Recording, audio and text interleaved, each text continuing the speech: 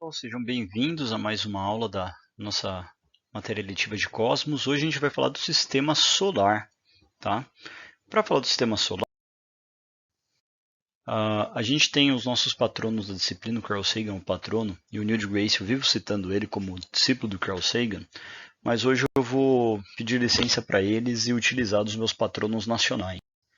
Hoje, Roberto Bosco e o João Batista Canali, que para mim são os Carl Sagans brasileiros, né? O Roberto Bosco foi meu professor na faculdade, ele dá aula no IAG da USP, no Instituto de Astronomia e Geociências.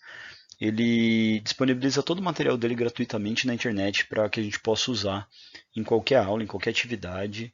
E hoje a gente vai utilizar o material dele para poder fazer. O João Batista Canali também tem bastante material. Hoje a gente não está utilizando, mas eu quis trazê-lo também aí como referência para quem quiser procurar alguma coisa dentro do cenário nacional, dentro de divulgação científica.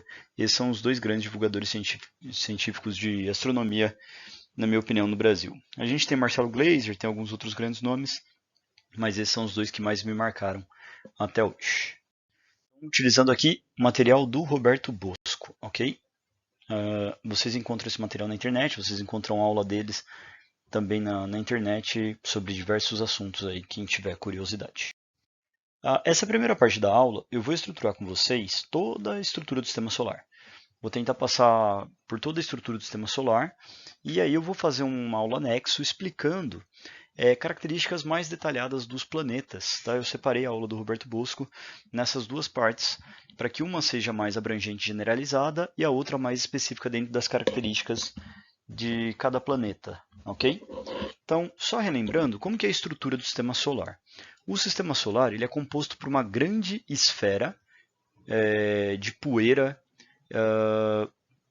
asteroides, meteoros, cometas, chamada nuvem de Oort. Tá? Essa nuvem ela tem aproximadamente 50 mil unidades astronômicas de raio. Tá?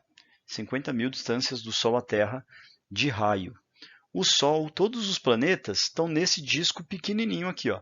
Repara que ele amplia, e aí a gente tem aqui ó, todos os planetas. Isso aqui é o cinturão de Kuiper, depois a gente vai falar um pouquinho sobre ele. E aqui, mais para dentro ainda, a gente tem aqui outros cinturões de asteroides, depois, de asteroides que a gente vai falar dele também. E a gente tem aqui as 4 órbitas dos planetas rochosos aqui, ok? E o Sol lá no centro. Lembrando, pessoal, que todo o sistema solar aqui, ó, se a gente pegar do Sol até Netuno, são 30 unidades astronômicas, tá? Então, daqui até aqui, 30 unidades astronômicas. Daqui até aqui, 50 mil unidades astronômicas.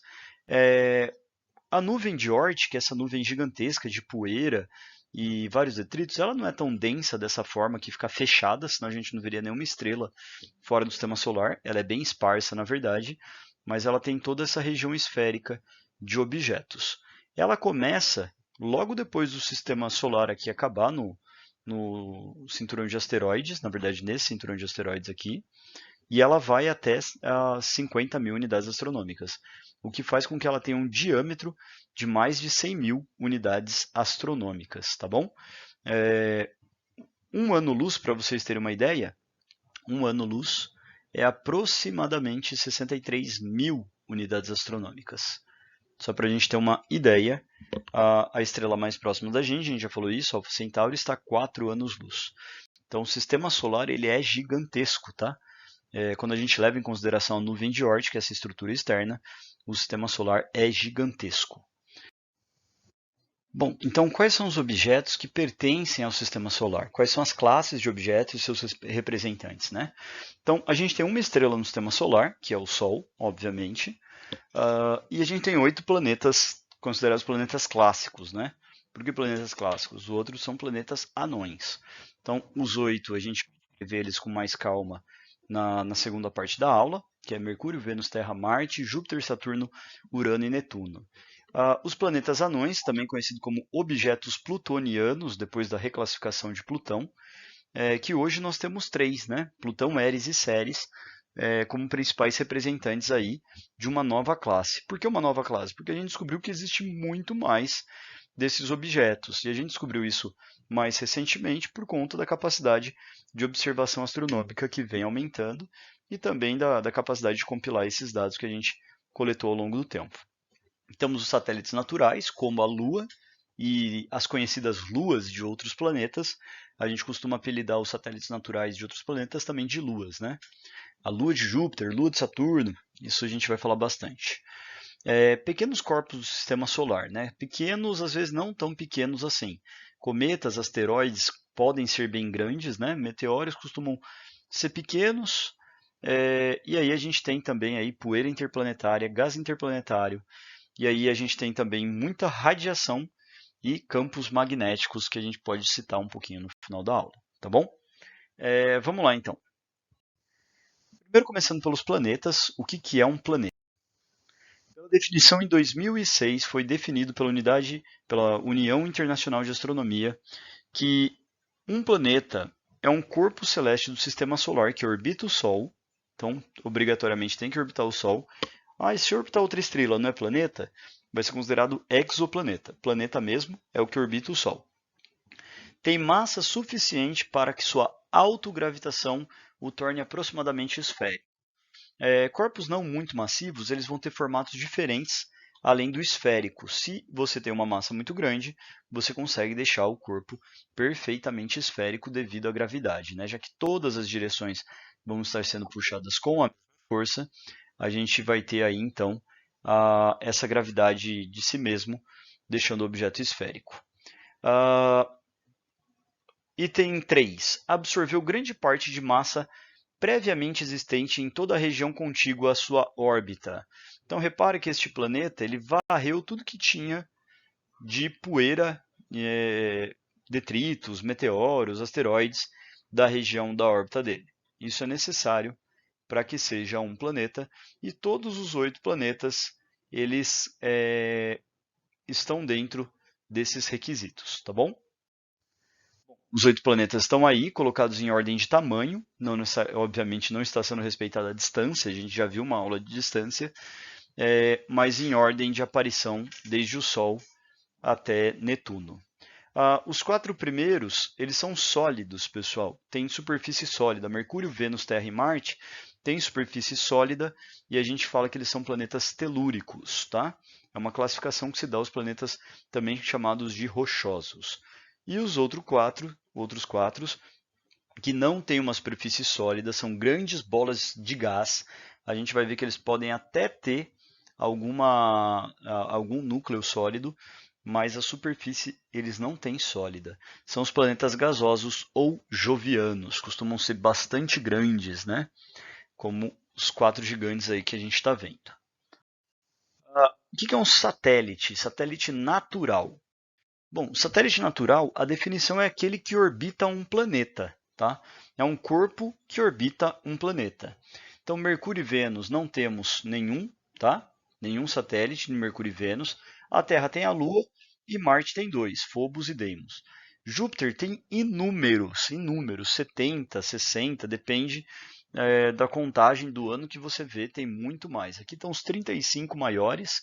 Saturno também tem muitos, né? O anel de Saturno são vários pequenos objetos e alguns deles são satélites. Então a gente tem aqui outros 26 aí, mas também tem cerca de dezenas, 60, 70 satélites aí. É muita coisa. Urano tem 14 e Netuno tem 6, tá? Por que os gigantes gasosos têm mais satélites? Justamente pelo tamanho deles serem imensos, eles juntaram muita massa à volta dele, que acabaram não absorvendo, mas que acabaram entrando em órbita em torno deles, e eles carregam esses satélites para todos os lados. Uma coisa importante sobre a órbita dos planetas, para a gente poder também fazer uma distinção entre o que é planeta e o que não é planeta, é a gente observar que muitas vezes, quando a gente olha aqui no sistema heliocêntrico, a representação que a gente tem aqui, a gente olha de cima, mas a gente nunca parou para pensar em que plano que está isso, em que plano que os planetas giram em torno do Sol. Se a gente olhasse de lado, seria essa distinção do plano da eclíptica. O que é o plano da eclíptica? é o plano que a Terra faz em volta do Sol. Tá? Então, se a gente olhar para a Terra, nessa linha azul mais grossa aí que liga a Terra ao Sol, seria um plano, seria uma mesa.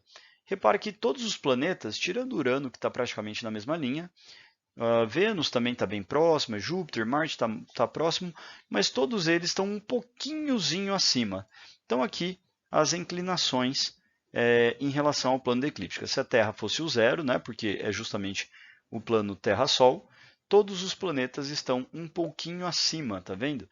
7, Marte é o que mais está inclinado, Vênus 3,4, Mercúrio é 7, Marte 1,8, Júpiter 1,3, Saturno 2,5, Urano 0,8 e 1,2 graus. Tá? Então, bem pouquinho essa diferença, praticamente todo mundo no mesmo plano se a gente olhar aí de lado, né? Muito próxima essas órbitas. Falando agora um pouquinho dos planetas anões, né? Quem são os planetas anões? Nossa, mas você pulou tudo isso? Calma, na segunda aula, na segunda parte da aula, a gente vai detalhar cada um dos membros aí do Sistema Solar. Vamos falar um pouquinho dos planetas anões antes de mais nada. Um planeta anão, ele orbita em torno do Sol, assim como o planeta. Ele tem massa suficiente para que sua autogravitação o torne aproximadamente esférico, porém ele não absorveu grande parte da massa pré-existente em toda a sua região contígua em sua órbita.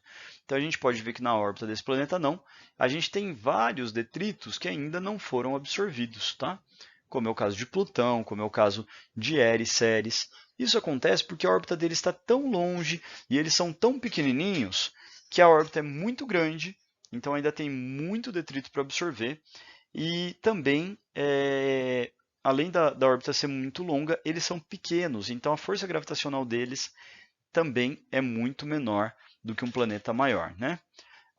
Bom, e outro detalhe muito importante é que ele não é um satélite. É por isso que a Lua é um satélite e não um planeta não. Ela não orbita o Sol, ela orbita a Terra.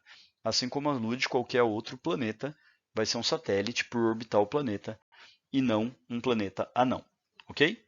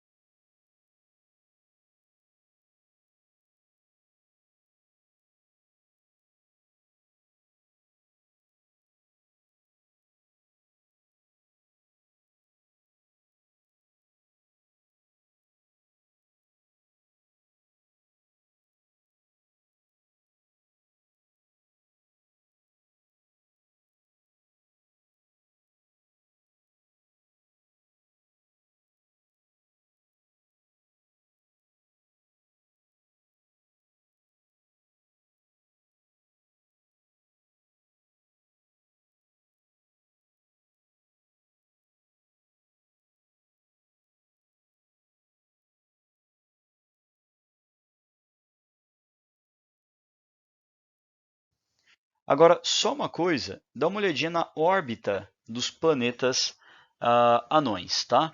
A gente tem Plutão com uma órbita bastante excêntrica, bastante achatada, né? Repare que a órbita de Plutão corta aqui a de Netuno, raspa na de Urano, raspa na de Urano de novo aqui, corta a de Netuno de novo. A Eris está bem por fora, bem circularzinho. E o outro planeta anão está aqui por dentro, Ceres, entre a órbita de Marte e Júpiter, também bem arredondada. Então, a única diferença desses planetas anões para os planetas clássicos é que eles não varreram grande parte da sua órbita. Ceres está localizado em uma outra região cheio de asteroides aqui no meio, uns cinturões de asteroides que tem entre Marte e Júpiter, que daqui a pouquinho a gente vai falar um pouquinho sobre eles, tá bom? E outro detalhe muito importante, olha a órbita de Plutão, pessoal. Lembra que a órbita de todos os planetas eram coplanares, ou quase isso? Né? Mercúrio tinha a órbita mais inclinada, tinha 7. Plutão tem 17, então Plutão está numa órbita bem diferente dos demais planetas. Ele se diferencia bastante dos demais planetas, tá bom? Então, é por isso que esses são os motivos dele ser considerado um planeta anão. Então, o diâmetro de alguns planetas anões comparados aí com o diâmetro da Terra e da Lua, né, praticamente em escala aí, a gente pode ver que Eris deve ter o tamanho da Lua, a gente ainda não tem nenhuma informação muito precisa, a gente só conseguiu medir ele aí por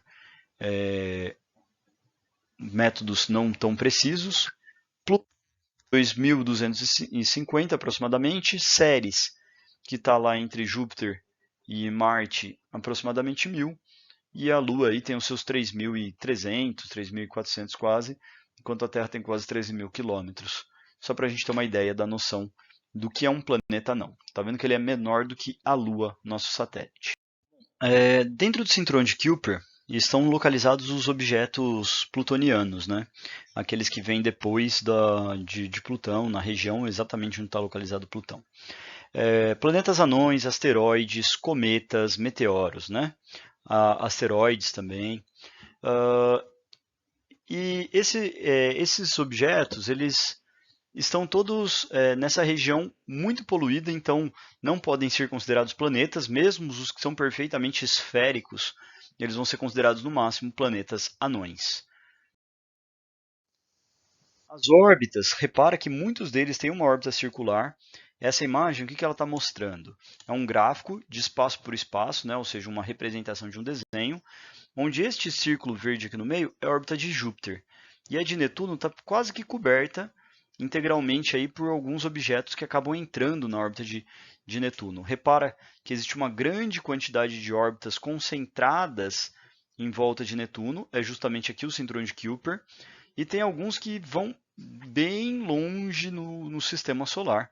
Repara que a gente está falando aqui de 200 para menos 200 unidades astronômicas, então aqui a gente está falando de um diâmetro de 400 unidades astronômicas, é algo bastante grande, então são órbitas bastante longas, né? Objetos que vêm visitar o sistema solar de tempos em tempos, mas que estão bastante distantes, né? Muitos deles são o sistema solar que eles vão visitar, que eu digo é dentro do sistema solar, na parte dos planetas, mas a maioria fica por fora, como a gente está vendo nessa representação. Dois dos grandes objetos plutonianos, também dessa região aqui, temos o Sedna e o Quaoar, né? Quaoar.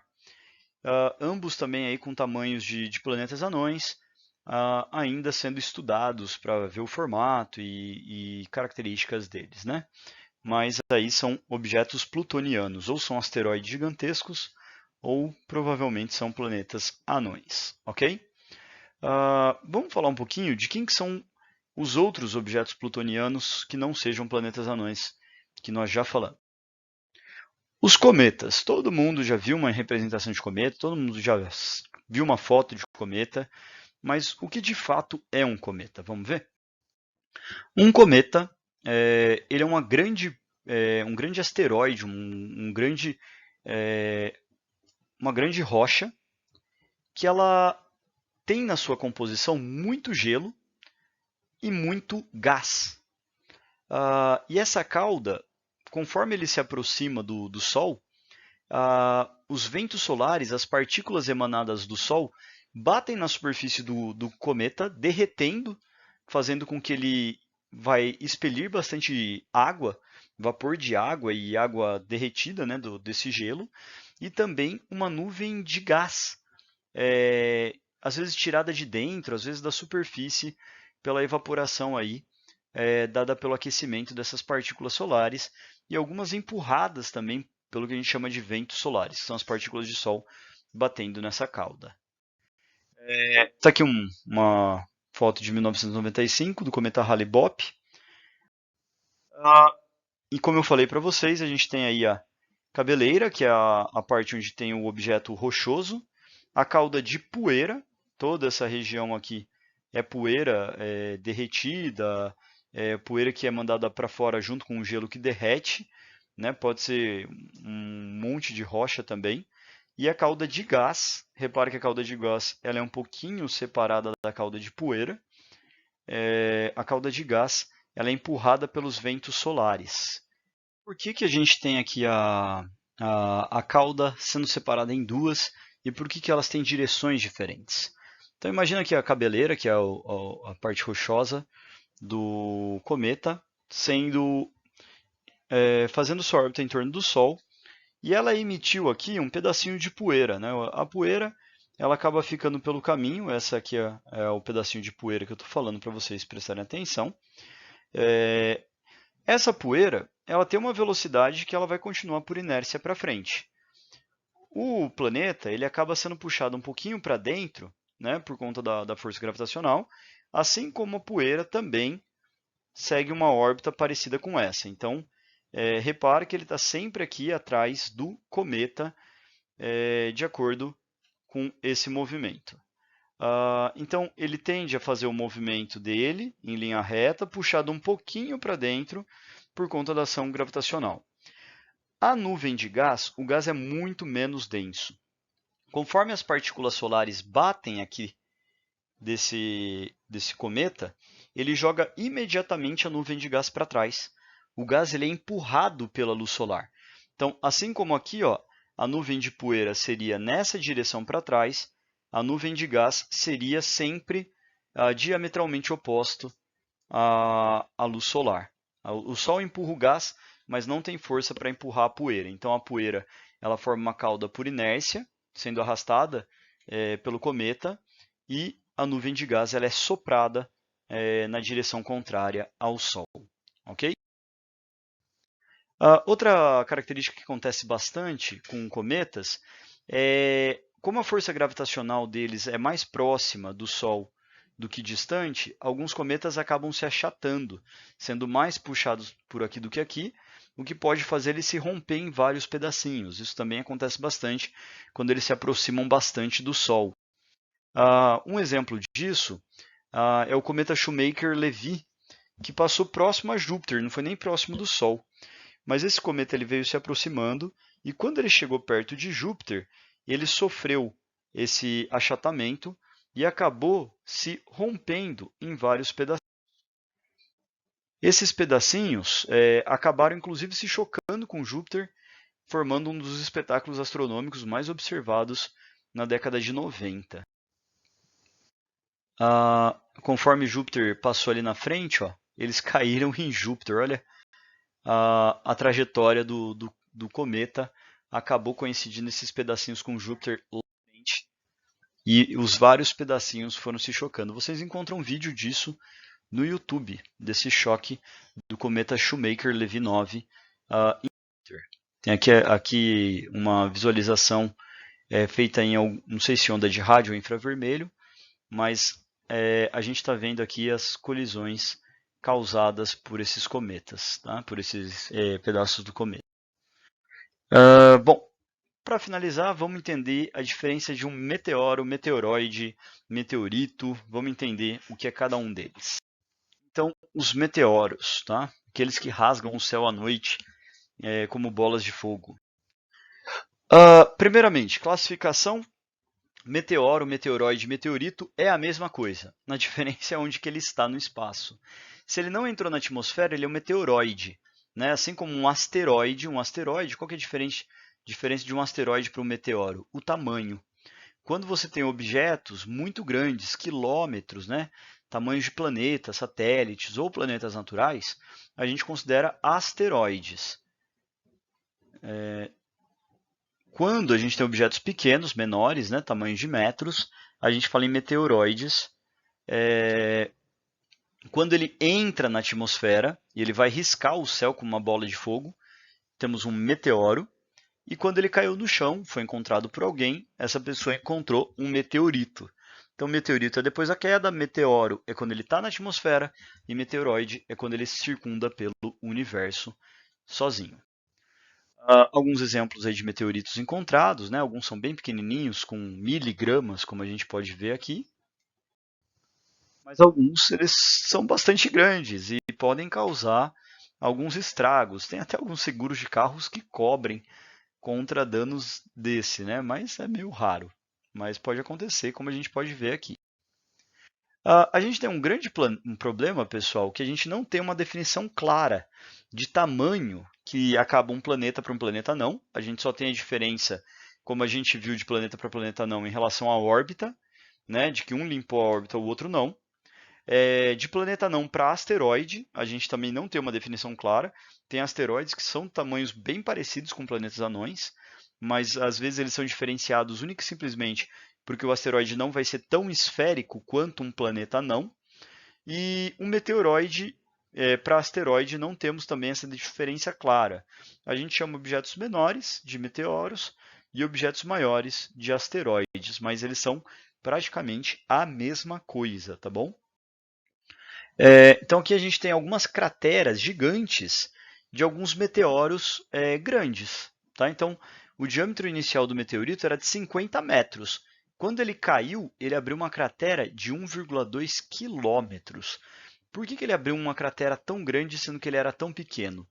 A velocidade que ele orbita é da ordem de dezenas de milhares de quilômetros por hora. Então, é muita energia cinética sendo transformada em energia térmica de uma vez. Então, isso tem um poder de destruição gigantesco, ok? Como a gente pode ver, olha esse pedação aqui encontrado de 60 toneladas, né? Em 1920 aí, é um meteoro gigante também que caiu. Não chega a ser um asteroide. Se fosse um asteroide, as consequências seriam muito maiores. Mas pode ver que toda a região em volta desse meteorito aí está levemente desmatada, né? Repara que aqui, ó, a gente tem uma região onde eu tenho uma certa crescimento de grama e essa região está desmatada. Provavelmente isso aqui não caiu nesse momento que eles estão filmando, ainda tem alguma graminha para cá, alguma graminha, talvez isso seja alguma grama, né? A vegetação já começou a crescer de novo, mas no momento da queda desse meteorito, isso deve ter feito uma cratera bastante grande, né?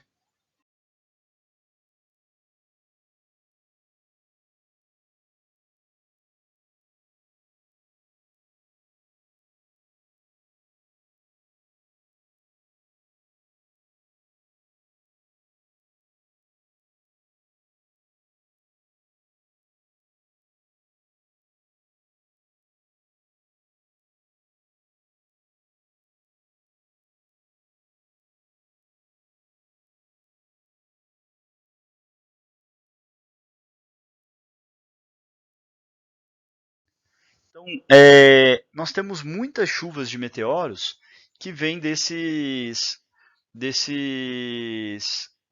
cometas. Aqui tem algumas grandes chuvas, né? Que a gente teve até 20 mil meteoros por hora, 10 mil meteoros por hora, que é uma quantidade imensa, né? Você estando num lugar aberto, sem muita poluição luminosa, num dia que não está chovendo, você consegue encontrar essas chuvas de meteoros.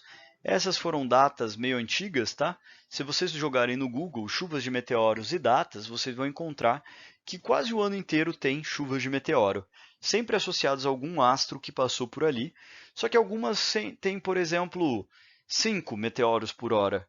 E aí, para você ver, você tem que estar olhando para o lugar certo, na hora certa, e aquele meteoro tem que ser grande o suficiente para ser observável. Não é muito difícil, tá? De se observar um meteoro. É possível a gente encontrar até estações. Em Sorocaba, nós temos um astrônomo, um amigo meu, o Marco Centurion, que ele tem ele participa de um grupo de astronomia que é o Grupo Centauri, e ele faz monitoramento do céu num trabalho bem bacana, e ele posta essas fotos, ele faz o monitoramento direto no Instagram, e vocês também encontram no Clube Centauri essas informações. Mas uma chuva de meteoro visível, geralmente ela vai ter aí cerca de 200 meteoros por hora. O problema é que às vezes elas entram madrugada de dia de semana, o que dificulta um pouquinho a visualização. Mas procurem no Google que vocês vão achar uma lista gigante de chuvas de meteoros aí possíveis de se ver. Quanto mais meteoros por hora, melhor a visualização. E geralmente a chuva de meteoros ela dura dias, mas ela tem um dia que é o pico dela, e quando ela está no ponto mais alto do céu, é um melhor momento para se observar. Então, de repente, aí, se você tiver uma chácara, algum lugar para ir, procure aí uma data legal, onde você consiga observar bem essa chuva de meteoros. A gente estava falando de meteoros caindo até agora, e meteoro, como a gente falou, é um objeto menor, não tem tanto problema. O problema é quando a gente tem corpos maiores, como asteroides, né, cerca de quilômetros, algumas centenas de metros, aí poderia ser bastante problemática, né? Como a gente viu, um meteorito de 50 metros abriu uma cratera de 1,2 quilômetros. Imagina o impacto que um asteroide de quilômetros poderia fazer na Terra, né? Bom, quando a gente tem essa colisão do asteroide, o problema maior não é a colisão. Tudo bem que a colisão, tudo que está em volta, vai receber muito calor da transformação da energia cinética em calor, vai abrir uma cratera, vai ter uma onda de choque que vai arrancar as árvores e levar tudo que está em volta. Mas, além disso, se levanta muita poeira. E essa poeira vai tampar a entrada da luz do dia, né? Então, todo o calor, toda a queimada, mais a poeira que foi levantada da Terra, causa uma poluição gigantesca na atmosfera. Além disso, o movimento desse asteroide numa placa tectônica pode desencadear em terremotos, né? Essa cisão aqui na placa tectônica pode desencadear terremotos e até mesmo ativação vulcânica, se você tiver algum vulcão ali por perto ou alguma fissura suficiente para causar um novo vulcão, o que também vai gerar mais poeira na atmosfera. Né? Então, gás e poeira sendo liberado na atmosfera. Então, repare que além do impacto e o desastre local, a gente tem um levantamento de poeira muito grande para a atmosfera. Muito, muito, muito grande, que a gente não está acostumado dentro do ambiente normal. Essa atmosfera poluída, ela pode gerar uma mini era glacial. Por que uma mini era glacial? A gente viu até hoje que, poxa, se eu jogar CO2 na atmosfera, eu causo o efeito estufa que causa o aquecimento global. Por que gera uma mini era glacial? Conforme a luz tenta entrar nessa atmosfera poluída, ela é refletida, ela não é absorvida pela superfície da Terra. A atmosfera acaba refletindo essa luz que está chegando, a luz não consegue entrar e a gente vai ter um esfriamento de toda a superfície do globo terrestre. A gente tem aí como uma das possíveis causas da extinção dos dinossauros, né, um meteoro, um asteroide aí, que caiu provavelmente ali próximo ao Golfo do México, um meteorito com pelo menos 10 quilômetros de diâmetro, que causou a extinção dos grandes répteis na Terra. Por que causou? Porque a onda de choque foi muito forte, o calor foi muito forte? Não, o fato dele ter levantado muita poeira, ter desencadeado em atividade sísmica e vulcânica, fez com que essa atmosfera ficasse muito poluída. A quantidade de luz do Sol começou a diminuir, gerou um frio intenso, né? As árvores não recebiam luz do Sol para fazer fotossíntese e a quantidade de alimento foi reduzindo, tanto para os herbívoros quanto para os carnívoros que também comiam os herbívoros, e a gente tem uma grande extinção em massa. Existe inclusive uma cratera de cerca de 170 quilômetros de diâmetro, 170 quilômetros de diâmetro, gente, nessa região, o que provavelmente tenha causado aí a extinção dos dinossauros. Pela data, pelo tamanho da cratera, a gente calcula que esse impacto foi uma das causas aí da extinção dos dinossauros.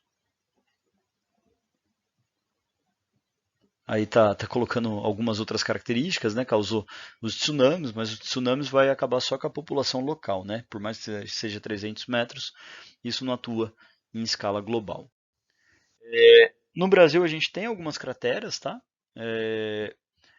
Algumas grandes, outras menorzinhas, mas que podem ser encontrados aí pelo menos 160 astroproblemas, né? De encontros de meteoros ou de asteroides aí.